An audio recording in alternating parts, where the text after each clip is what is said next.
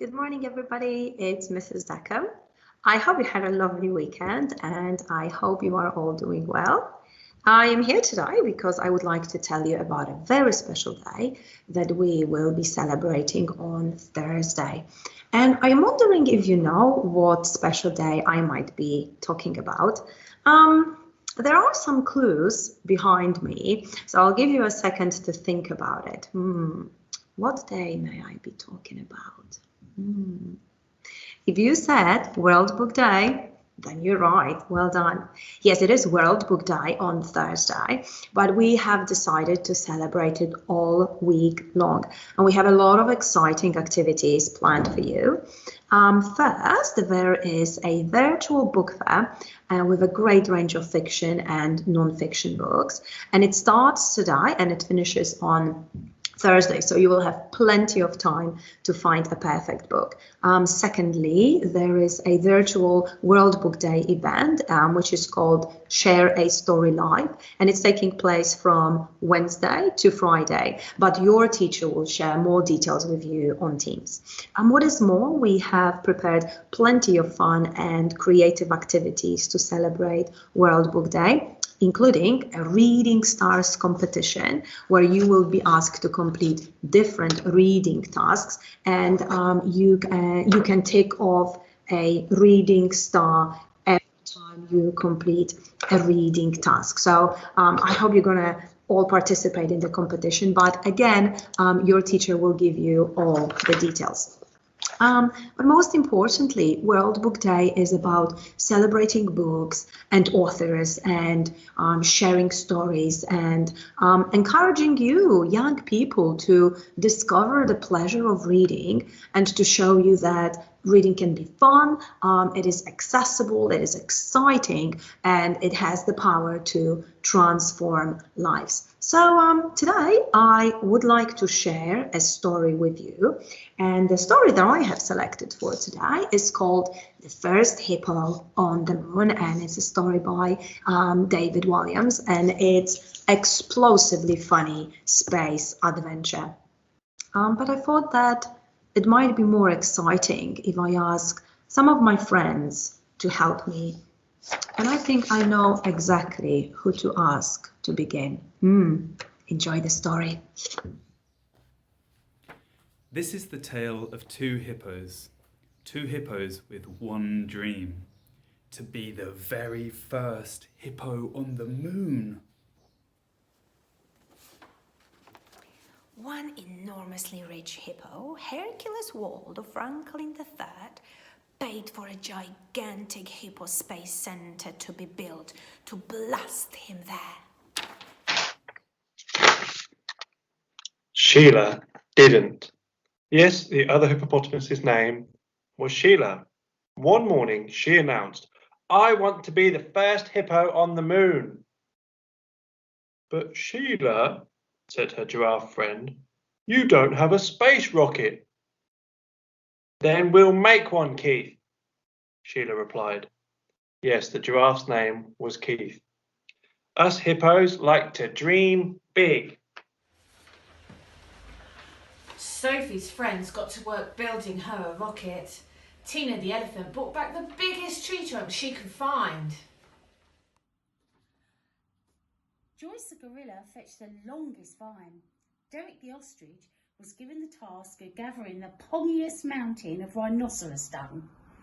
After many days and nights, the animals finally unveiled their space rocket.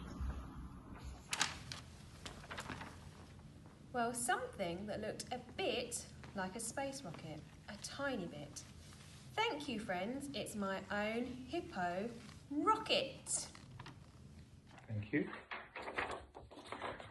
All they needed to do now was ignite the rhino dung and blast Sheila into space. But how? Asked the giraffe. Try rubbing those two spiky thingamabobs together to create a spark, instructed the hippopotamus.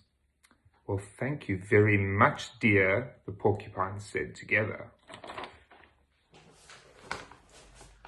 Okay, let's go, Sheila announced. Is your bottom hot too? Oh, boiling, dear. Dream big, everyone. 3, 2, 1, blast! But before Sheila could say off, it started to rain. It rained and rained and rained. It was rainy season, and the rain didn't stop for 5 long months. The moment the rain stopped, Sheila began her countdown again. 3, 2, 1, blast off. The Hippo rocket shot up into the sky. The hippopotamus watched as the earth became smaller and smaller, and the moon became bigger and bigger. But in deep space, disaster struck. Sheila was so busy munching on her shrub sandwiches, she didn't spot what was hurtling towards her. A giant asteroid. Boom! The Hippo rocket smashed into hundreds of pieces, sending the shocked hippopotamus spinning wildly through space. She tumbled towards the moon. To her astonishment, Sheila had landed on top of the other hippopotamus, just as he was taking his very first hippo step on the moon's surface. "Excuse me," he said. "Oh, I'm terribly sorry," replied Sheila. What on earth, I mean the moon, are you doing here? I wanted to be the first hippopotamus on the moon. Well, you're not. I am. Hercules Waldorf Franklin III. Remember that name. The name of the very first hippopotamus on the moon.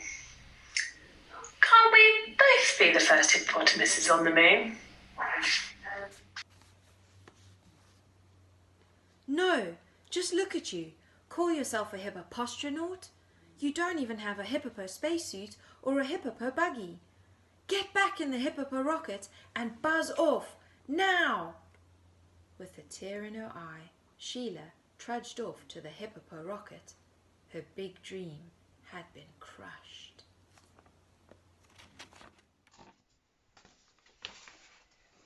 As the engines roared, Hercules Waldorf Franklin III bounded towards it. "Stop! That's my hippo rocket! Blast off!" Seconds later, Sheila realised that she didn't have a clue how the hippo rocket worked. Roar! Entering the Earth's atmosphere, the hippo rocket soon began burning up. Within moments, the hippopotamus's bottom was burning like the sun. Sheila hit the earth with a giant wallop. But she wouldn't wake up. This was the saddest day the jungle had ever seen. Oh no, it's sad, isn't it? Sheila, wake up. Tragic, dear.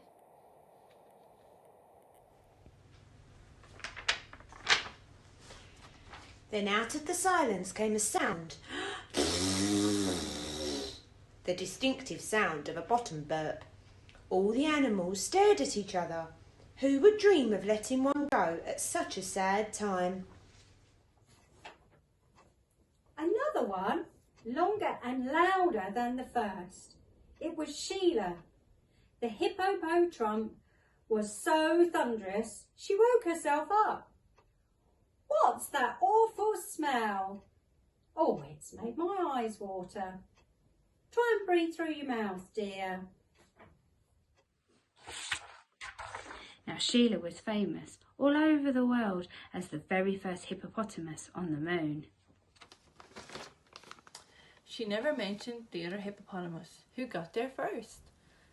So whatever you do, please don't tell anyone. Not fair. Thank you. I hope you enjoyed the story about the first hippo on the moon and took one message away from it. Whoever you are, you should dream big, just like Sheila, the hippo. Plus, if you work together as a team, then you can achieve so much more. I'm sure you'll be happy to hear that Miss Clausen recorded an art lesson for you, and she will teach you how to draw this fabulous picture of Sheila. Well, thank you so much for listening. Have a wonderful day, everyone. Enjoy World Book Week, and I'll see you very soon. Bye.